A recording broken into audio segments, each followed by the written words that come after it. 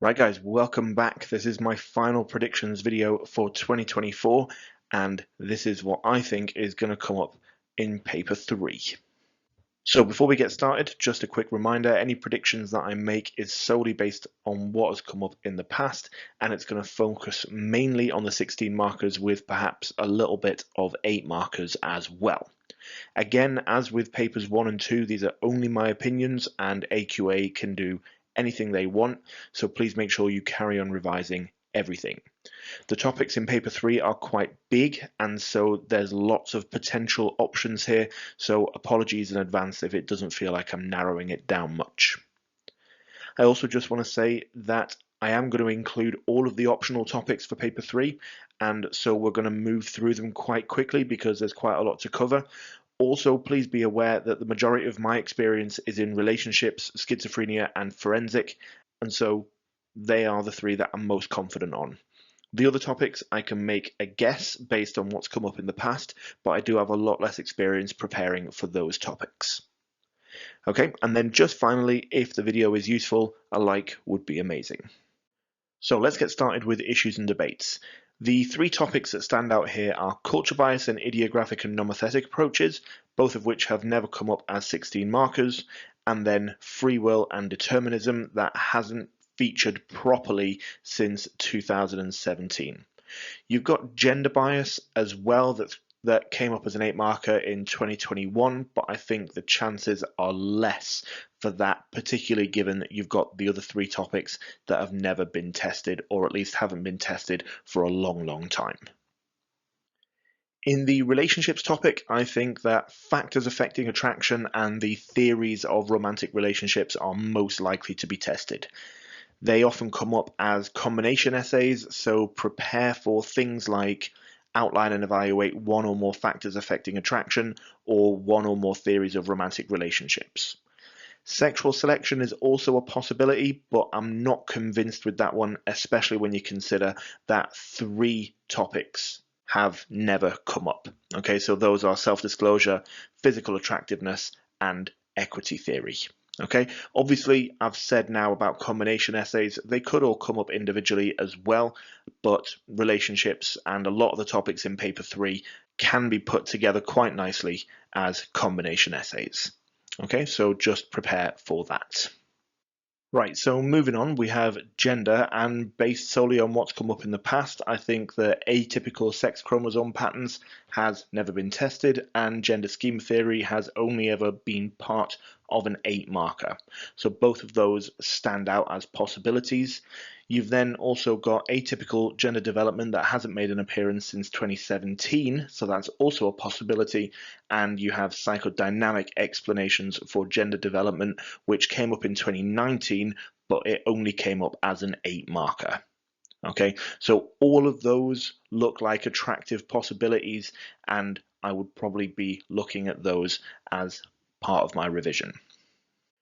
And again, based solely on previous years, for cognition and development, I would say Piaget's theory of cognitive development, Selman's levels of perspective taking, and the mirror neuron systems look like they might be worth doing some work on. It's slightly harder though with this topic because there are no topics that haven't been tested.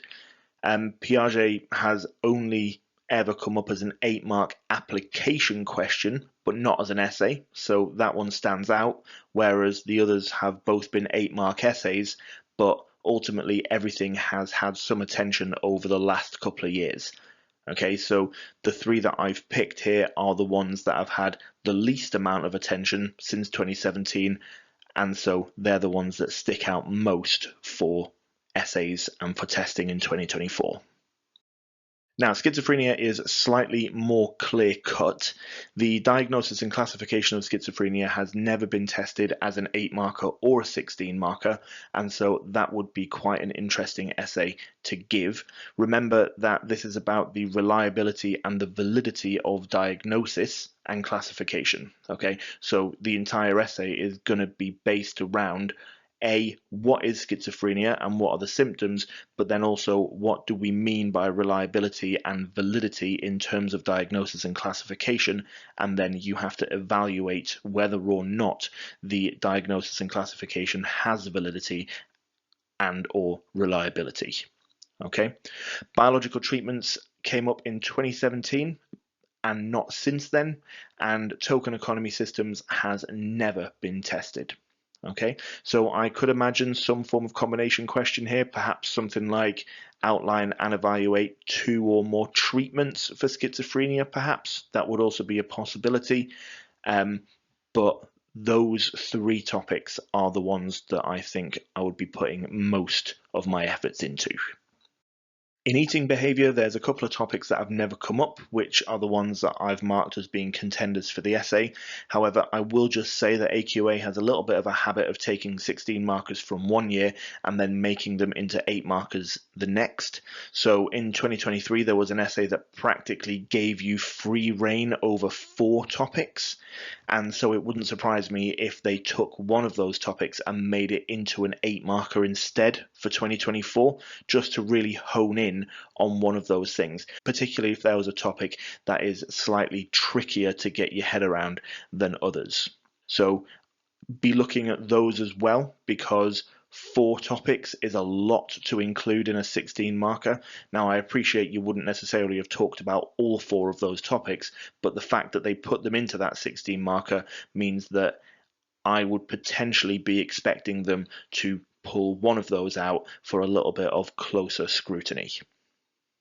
Okay, that being said, though, there are 3 topics that have never been tested, so of course they also stand out as possibilities. So moving on, and I'll just say this, I've never quite noticed what a ridiculously long chapter stress is, so that makes it slightly harder for me to pick out topics. There are a number of essays that have never come up here. So causes of stress, like life changes and daily hassles, would make for a nice little combination essay, as would ways of treating stress, because there are 3 topics there that you could combine into one essay. Both of those, so the life changes and daily hassles as well as the treating stress, would also make for a nice application essay as well. Keep in mind what I said earlier about 16 markers being turned into 8 markers, so workplace stress as a 16 marker could then potentially turn into an 8 marker on daily hassles or life changes, because technically they're all causes of stress. The physiology of stress has also never been tested, but I think this one's more likely to be an 8 marker than a 16 marker. Obviously, now that I've said that, it's going to be a 16 marker, so, just prepare for both. Right, and then coming into the final section now with the final 3 topics. Aggression has 3 topics that have never been tested: ethological explanations, media influences, and desensitization, disinhibition, and cognitive priming. There are, of course, some that haven't been tested for a while, so things like social learning theory and de-individuation, which have only ever come up together, and evolutionary explanations for aggression, which hasn't been tested since 2017. Also, institutional aggression has only ever been an 8 marker, and there is potentially quite a lot to say within that topic if you consider that you have the deprivation model and the importation model that you could talk about as part of your outline.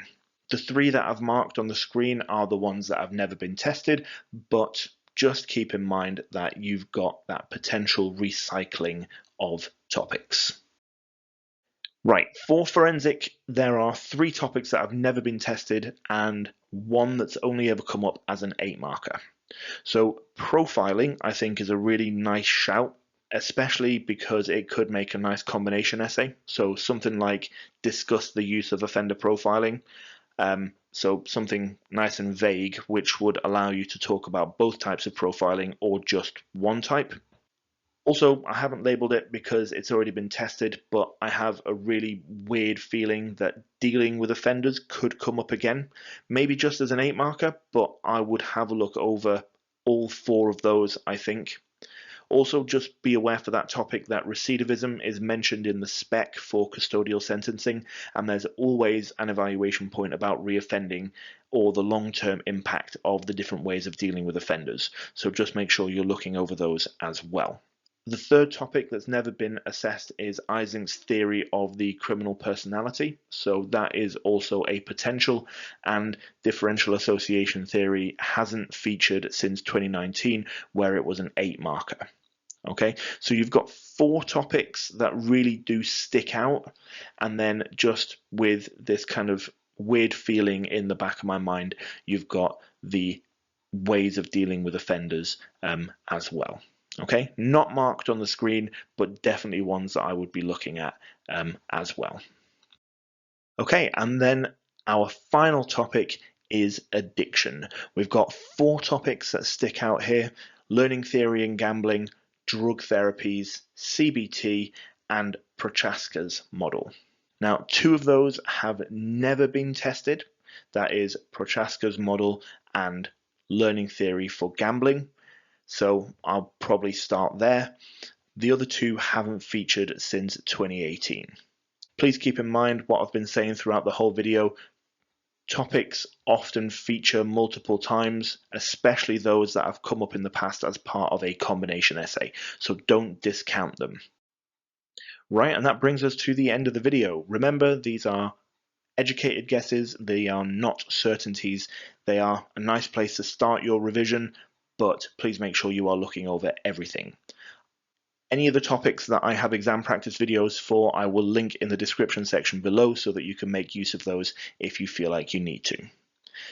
Good luck for the exam and keep up the hard work. If you have any questions, please pop them in the comment section below and I will do my best to get back to you ASAP. Thank you very much for listening, and I hope the exam season goes well for you.